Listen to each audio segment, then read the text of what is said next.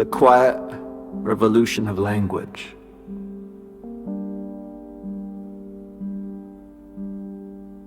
America was founded as a constitutional republic, not a democracy. That's not a matter of opinion. It's written into the Constitution and echoed in the Pledge of Allegiance. Yet today, nearly every politician and media outlet refers to the United States as a democracy.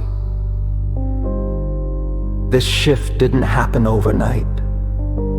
It was the result of a deliberate ideological strategy, rooted in communist doctrine and executed over decades. The republic that was. U.S. Constitution guarantees a republican form of government. Article 4, Section 4. Pledge of Allegiance to the republic for which it stands. Bill of Rights protects individual liberties from majority rule. The founders feared direct democracy.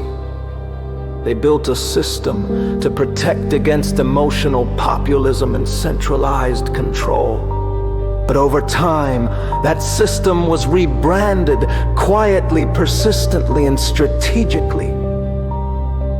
The communist strategy, infiltration through language.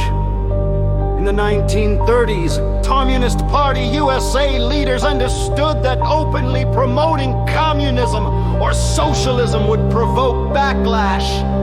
So, they adopted a long-term strategy.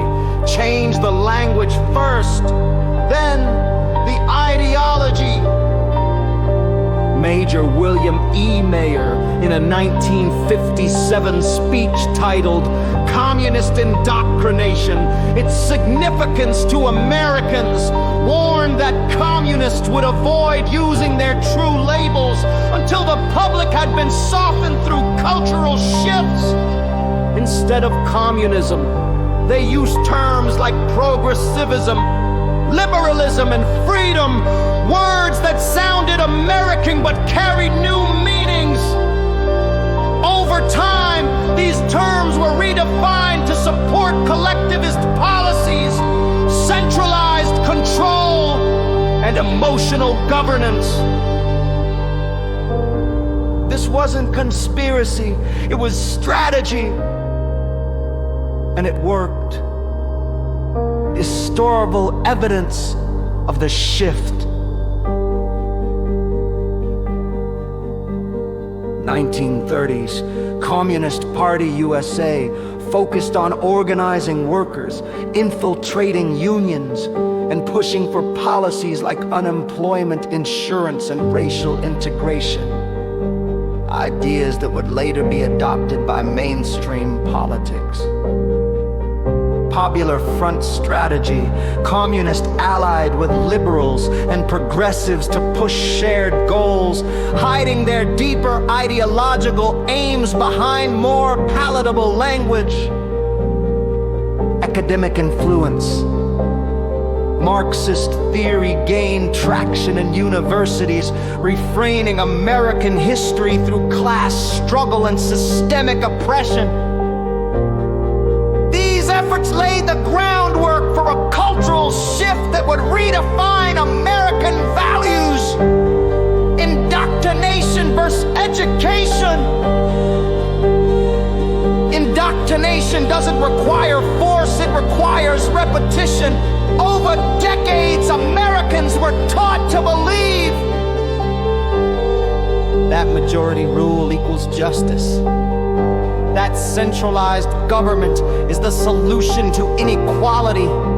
That America must evolve into something better, even if that means abandoning its founding principles. These ideas didn't come from nowhere. They were seeded, nurtured, and normalized by ideological actors who understood the long game. Other nations, democracies by design.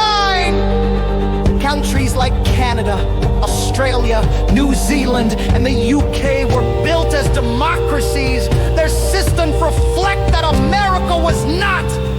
It was built to be different, to protect the individual from the collective, the minority from the majority, and the citizen from the state.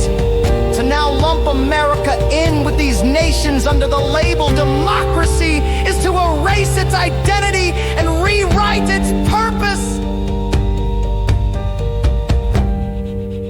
Why this matters now? Calling America a democracy isn't just inaccurate. It's a symptom of a deeper ideological shift, one that favors emotional governance, centralized authority, and collectivist control. These are not American values. They are communist values repackaged for modern consumption. And the longer we accept this false label, the further we drift from the republic we were meant to be. Reclaiming the republic. This is not about nostalgia.